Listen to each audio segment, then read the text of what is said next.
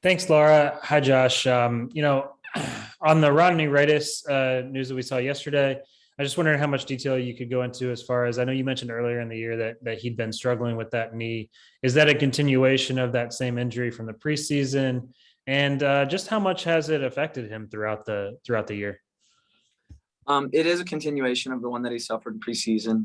He had, I think, 3 instances where it swelled up. We had it drained. So, having the surgery now, it obviously allows him to get the 6 weeks proper rehab strengthening that our staff can monitor him before he gets a break for the holidays. So that was kind of the idea behind it. But it certainly affected him. I think what he looked like in preseason and coming into the season, he was physically in a really good place. And then when he came back from, I think mentally he was a little bit, unsure. A young player, he has a knee injury. It wasn't that significant, but enough to set him off. And I think he lost shape, he lost fitness, and I think he lost a little bit of confidence. And then over the course of the rest of the season, it failed to capture form. So hopefully that gets him on his way. And again, we'll be able to monitor all of his rehab and strengthening here with our high performance staff, which is nice to have. And then come next season, there will be absolutely zero issues. And then just looking to these last two games, but beyond that, I think the thing that I've been sensing certainly from the fan base is, obviously the season hasn't gone as planned, and you've got a chance here to end it on a good note. And then I think everybody's sort of looking forward to a reset as much as we've been enjoying going to the stadium, and all that. And, the process of the games, how are you guys handling that as a group, knowing that you're going to get a fresh slate after these two are over and you get some time together, but then some time apart and bring the group back and just kind of try to do it all again. I know you're probably not quite there to this point, but how are these next two games and this next week going into that off period? How are you kind of feeling as a group with that?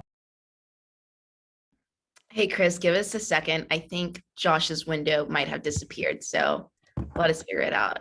Give me a minute. Well, that gives me another chance to rephrase that. That's great. All right, let's go see what happened on our end. Oh, he's right there. Battery. It was the battery. There you go. All right, well, go for it. Yeah, let me try that again. So Josh, just like having this, knowing that you're at the end of this season, knowing that the fans I think are eager for a reset as much as we're enjoying going to the stadium and everything that the season's been. It hasn't gone according to plan. How are you guys kind of handling these last two, trying to gain some momentum and then getting that fresh slate, getting all these guys back that are injured, kind of going at it again with all those goals still intact? Yeah, I think ending the season in a positive is something we focused on. I mean, we put a lot into that. Obviously the game against Dallas that was disappointing. Again, I think we had an opportunity there and it slipped. But these are two great opponents, and I've talked about what the end of the season looks like. Playing potentially. Kansas City is one of the best teams in the league.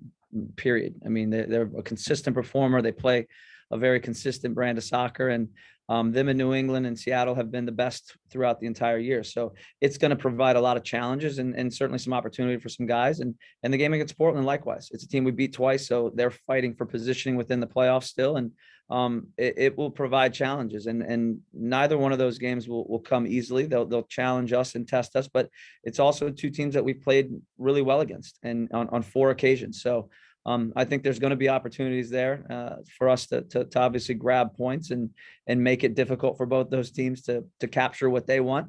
And again, I think more than anything, you want to end on some positives. And again, the performance against Dallas, I thought was solid. The red card changed the game. It was unfortunate, but I'd say out of the last 6 or 7 games, certainly more at home.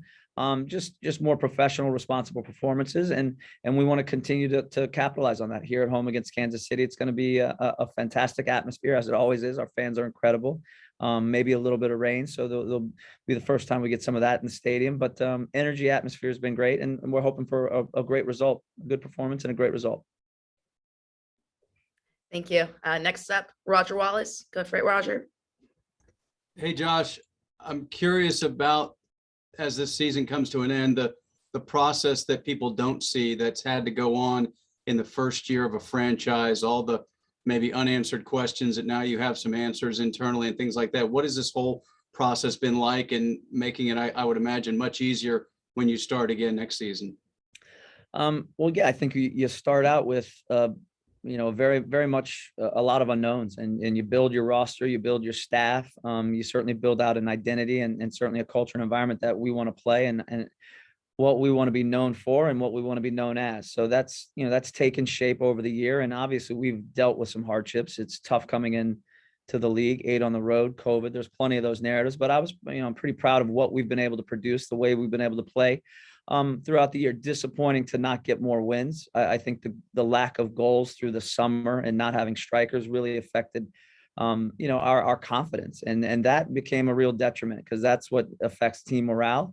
But again, our culture and environment, I don't think, was ever going to break. It stresses it. But again, that's where we revert back to process. We revert back to what we're doing, the detail, the layering in of new information. And there's certainly been growth and players have made some great strides. And I, as a coach, have learned a lot. And those things are going to help and become invaluable in the offseason as we've already started to prepare and identify targets that can come in and help this team compete right away next year. And we were competitive this year, and it was disappointing to not be able to fulfill that, but we need some areas, some players in certain areas, quality starters. And we also need to layer in some depth, and those things, are what we've always known the second year would be, but there's certainly urgency there. And this fan base community has been incredible. We want to deliver on those things for next year. Thank you. Next up, Kirk Bowles. Go for it, Kirk. Hey, Josh. I was curious what your primary takeaways. I know you just kind of capsulized the stadium a little bit, but what's your primary 1 or 2 takeaways from this season? And do you feel like Austin's excitement has leveled off or waned in the slightest? I think there's unbelievable thirst and excitement for Austin FC in the community, certainly in and around the stadium. The sport of soccer in our country is clearly on the rise, and Austin has welcomed us and embraced us in an unbelievable way. I think that's a big part of what our ownership wanted to do coming into this community, and making sure that we laid the foundation, the groundwork that we are a team and an organization of the people. And in return, they have killed it in support. Our fan section, our supporters section. Everybody around the city. It's been tremendous. And again, we want to repay that by performing, by winning. Obviously, that's a big thing for every sporting team is to win. And we've had some wins. We want more, and we're going to continue to build that and obviously try to bring that to life more next year. But we've got a lot that we're proud of, but there's plenty to work on. And our fans are something that we're extremely grateful for, proud of, and immensely supportive of. Any other takeaway? I mean, I don't know if this has been a super long year or if it's flown by for you. It's flown by. Again, like if I think of when we started at the Fairmont in January, and we were you're bringing in all these new people that think of the game in a different way, maybe played in a different system, to bring all these people in domestically and internationally.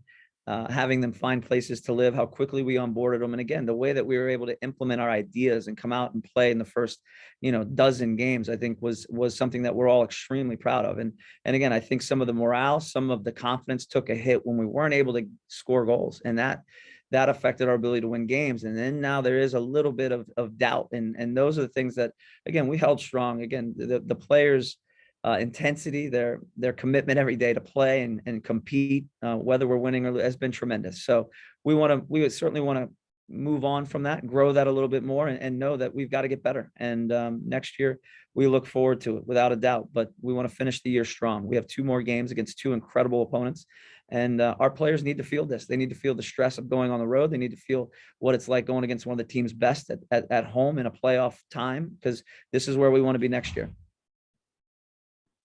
Thank you. Next up, Mark Turner. Go for it, Mark.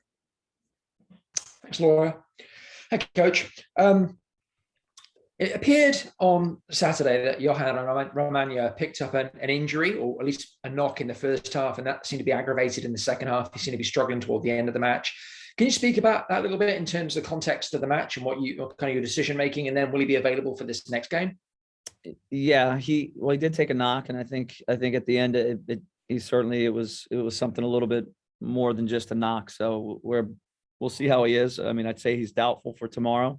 But it's obviously disappointing. Johann's had some good performances. I think he's come into his own here over the last month or so. And it's been difficult. Obviously, we're a little bit limited on our back line at the moment. Obviously, Hector took a red.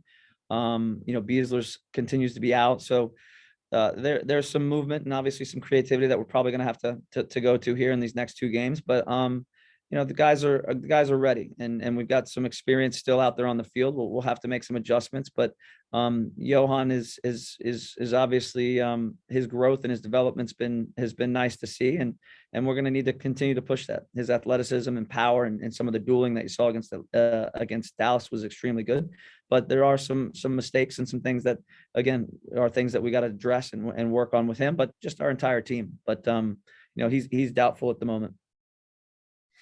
Actually, you touched on my next question as well, Coach, which is, without giving away rosters this far in advance, which I know you never do, can you give us some sense of how you're thinking about these next two matches? And if you're intending on trying to play the strongest possible side, kind of the mainstays, if you like, for these next two games, or if you're looking to mix it up and how you might be looking to mix it up? Give us some clues here, Coach. Yeah, I still think it's important to get these guys, comfortable with you. Having Gite and certainly Sebastian are additions that have really helped give our group some added life and offensive quality. So we want to continue to push that.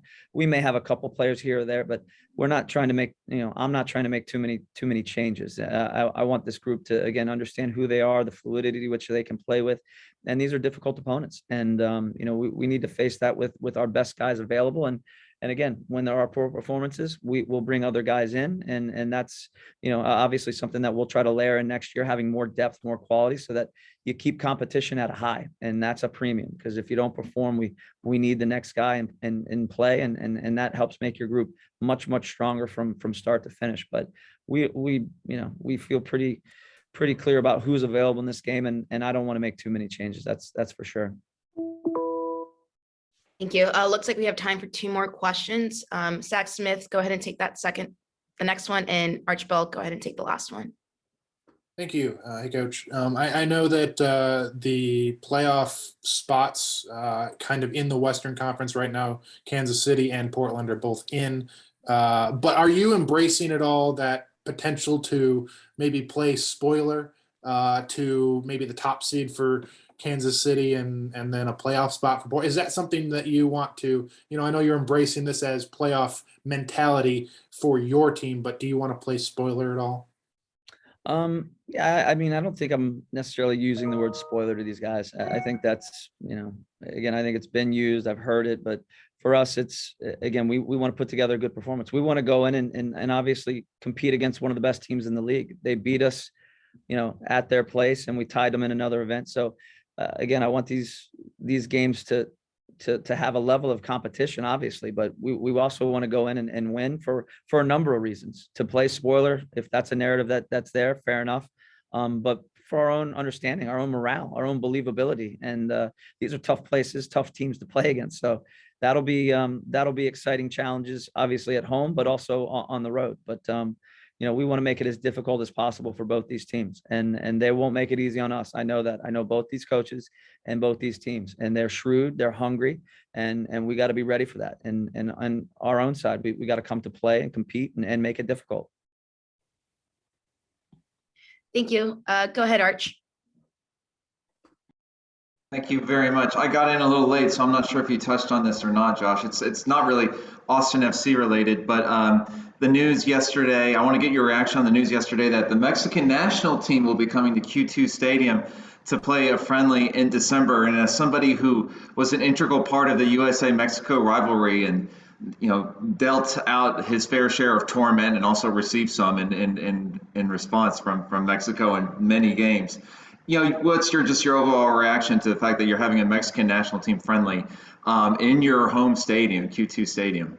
Yeah, I mean, we're excited. Again, this stadium is a tremendous venue, and it will continue to be utilized by our national team, our women's national team, and certainly other national teams as Mexico. And the Mexican fan base, the Mexican loyalty to their national team is incredible. It's absolutely incredible. It's also what's again, sensationalize the rivalry of us against Mexico, and having Mexico here is a great thing. There's plenty of Mexican fans in this community, and hopefully one day there'll be a Mexico U.S. game at our stadium, or certainly one nearby, and our fans deserve to see that. And again, whether you're a Mexican fan or just a soccer fan, it's great to see the best quality, the best talent come to your stadium and come to your city, and it's an opportunity again for us to look at these players on display and obviously capture some ideas for potential players down the road. But it's a great venue, and I expect it to be a wonderful game. And again, we're all pretty familiar with the Mexican team and what they're about, so it'll be nice to see them up close and personal. Thank you. All right, thank you, Coach. That was the last question for today. Appreciate it, and everyone else.